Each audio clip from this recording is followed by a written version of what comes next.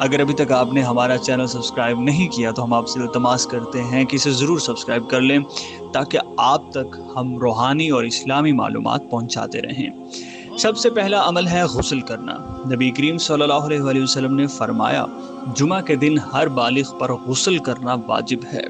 یہ غسل صفائی اور پاکیزگی کے لیے ہے تاکہ مسجد میں انسان بہترین حالت میں حاضر ہو سکے۔ دوسرا عمل مسواک اور خوشبو لگانا۔ رسول اللہ صلی اللہ علیہ وآلہ وسلم نے جمعہ کے دن مسواک کیا اور آپ خوشبو بھی لگاتے تھے۔ یہ نہ صرف صفائی کی علامت ہے بلکہ دوسروں کے لیے، معاشرے کے لیے خوش اخلاقی کا بھی مظاہرہ ہے۔ تیسرا عمل اچھے کپڑے پہننا ہے۔ صحابہ کرام رضی اللہ تعالی عنہم جمعہ کے دن عمدہ لباس زیب تن کرتے تھے۔ یہ دن اللہ کے گھر کے لیے بہترین تیاری کے ساتھ جانے کا دن ہے۔ چوتھا عمل ہے جلدی مسجد میں جانا۔